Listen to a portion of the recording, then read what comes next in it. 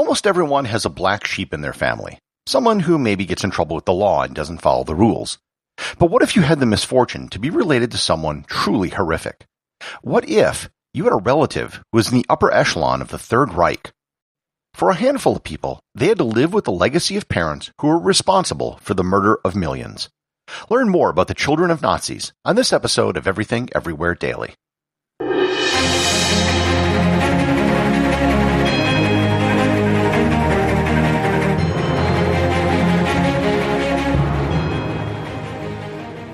This episode is sponsored by Masterclass. If you've ever wanted to learn something new, wouldn't you want to learn it from the very best people in their field? Masterclass is exactly that. Online courses where you can learn from the very top people in their field. Learn how to cook from Gordon Ramsay. Learn science from Neil deGrasse Tyson. Photography from Annie Leibovitz. Filmmaking from Spike Lee. Magic from Penn & Teller. And tennis from Serena Williams. And that list is only scratching the surface. You can start learning from the world's best for only $15 per month. Just go to everything-everywhere.com/masterclass or click on the link in the show notes. Once again, that's everything-everywhere.com/masterclass. The people I'll be talking about in this episode played no active role in the Third Reich. They just had the misfortune of being born to horrible parents. They were children during the events of the Second World War and weren't really responsible for anything. That being said, how these children responded to their parents was extremely varied. Most of them did as much as they could to distance themselves from their parents, but a few actively embraced their parents' ideology.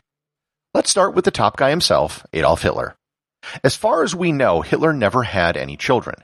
However, there was a rumor that he had an illegitimate son in France. In 1918, Jean-Marie Laurey was born in Saint-Quentin, France. He never knew his father, and his mother only told him that his father was a German soldier. In 1948, just before his mother's death, she told him that the German soldier in question was named Hitler. The story was kept a secret, but it was eventually leaked to the press in the early 1970s. Heinz Linge was Hitler's valet during the war. In his memoirs, he noted, quote, Hitler's belief that he had a son born in 1918 as the result of a relationship he had with a French girl as a soldier in World War I in northern France and Belgium, unquote. There is no hard evidence to prove this claim, and no genetic testing has ever been done. Lauret had 9 children, so there still might be potential to do genetic testing in the future. If paternity could be proven, then Hitler's descendants would have a claim on the income made from the book Mein Kampf. Hitler did have relatives, however. Hitler's father was Alois Hitler, and he had a son named Alois Jr., who was Hitler's half-brother.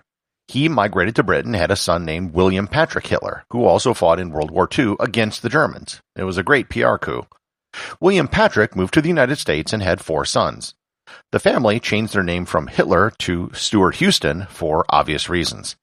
The remaining sons have never married or had children, and they have made a pact amongst themselves to never have children because of their bloodline with Adolf Hitler. Hitler was a legitimate German surname, and there are still people today walking around with the family name Hitler. There was a documentary released several years ago called Meet the Hitlers that tells the story of people with the last name of Hitler, although they are not necessarily of any relation. They just got stuck with a crappy last name. There are literally Emily Hitlers and Doug Hitlers and Bob Hitlers out there in the world. Other Nazi leaders did have children. Martin Bormann was the Nazi Party chancellor and the private secretary to Adolf Hitler. He had a son named Martin Adolf Bormann Jr., and Adolf Hitler was his grandfather. He was the oldest of 10 Bormann children, and he was 15 when the war ended. His mother took the family to surrender to the Americans, and she died of cancer soon after. Martin Jr. sought sanctuary in a monastery, and there he converted to Catholicism. He became a priest in 1958 and then left the priesthood in 1969 to get married to a nun. He became a doctor of theology and traveled around Germany and Austria speaking about the horrors of the Third Reich. He also went to Israel to meet with Holocaust survivors. He never, however, personally condemned his father, saying it was up to God to judge. Joseph Mengele was known as the Angel of Death and ran horrific experiments on prisoners in Auschwitz. He had a son named Rolf who was born in 1944. He was only a year old when the war ended, and he never knew his father. Mengele actually escaped Germany and fled to Brazil. Rolf grew up thinking that his father was dead, even though his father managed to forge a passport, returned to Europe, and met his son under the pretense of being his Uncle Fritz. Rolf eventually learned the truth and flew to Brazil to meet his father in 1977, and found that his father was unrepentant about his Nazi past. It took him 5 years to arrange the trip, and he never divulged the location of his father. However, he could never understand how his father did what he did, and eventually abandoned the Mengele name so his children wouldn't have to bear the burden of it. Heinrich Himmler was the head of the Nazi SS. He had a daughter named Gudrun. She was the only child of Himmler and was 16 when the war ended. Unlike many of the children of Nazis, she actually had a close relationship with her father. Also, unlike other Nazi children, she was an adamant supporter of her father. She never believed that her father committed suicide at the Nuremberg trials and that he was murdered.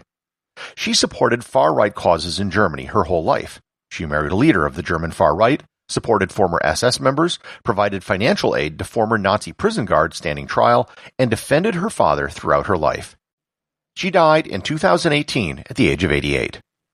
Hermann Goering also had a daughter named Etta. At the end of the war, she was only 7. She and her mother fled west to avoid the Soviets. She grew up in an apartment which became a shrine to her father. Throughout her life, she defended her father and claimed that he had nothing to do with the worst atrocities of the Nazis. She was quoted as saying, quote, "My father's problem was his loyalty to Hitler. He had sworn personal fealty to him and would never abandon it even when Hitler had gone too far. The things that happened to the Jews were horrible, but quite separate from my father." End quote. She died in 2019 at the age of 80. In contrast, Goering's niece, Bettina, totally repudiated her uncle, moved to America, and had herself sterilized so she couldn't pass along her genes. Hans Frank was Hitler's personal lawyer and the governor of Nazi-occupied Poland. He was personally responsible for the executions of thousands of people. He had a son named Nicholas. Nicholas's first memory of meeting children his own age was at the age of 4 in a concentration camp, and he was not at all close to his father. He was 6 years old when the war ended. When he grew up and learned about the atrocities of World War II, he understood immediately the enormity of the crimes committed by his father. He later became a journalist, writing for Playboy and the magazine Stern in Germany, and wrote several books about his hatred for his father. He thinks his father was driven by greed and ambition and would have murdered anyone to get what he wanted. He still carries around a photo of his father everywhere he goes. When asked why he does it, he said, quote, "I am pleased by what the picture shows, that he is dead." Unquote. I should end by noting the most tragic story of all the Nazi children, the children of Joseph Goebbels.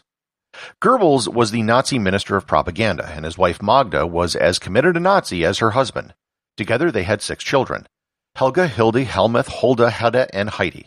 At the end of the war, the children ranged in age from 13 to 5. The entire family was in the bunker with Hitler when he killed himself. Despite Hitler's order that Goebbels and his family flee the bunker, he and his wife decided to stay and kill themselves and their children. One day after Hitler's suicide, they killed their 6 children while they were sleeping via cyanide capsules placed in their mouth. They never had a chance to grow up to defend or hate their parents. These are just some of the children of the notable Nazi leaders. There were thousands of mid-level Nazi bureaucrats, camp guards, and officers who committed war crimes, major and minor, who all had families.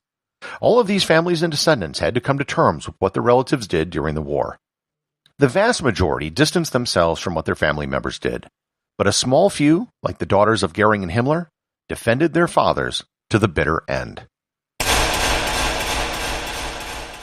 The associate producer of Everything Everywhere Daily is Thor Thomsen. If you'd like to support the show, please donate over at patreon.com. There is content only available to supporters, merchandise, and even opportunities for a show producer credit. If you know someone you think would enjoy the show, please share it with them. Also remember, if you leave a 5-star review, I'll read your review on the show.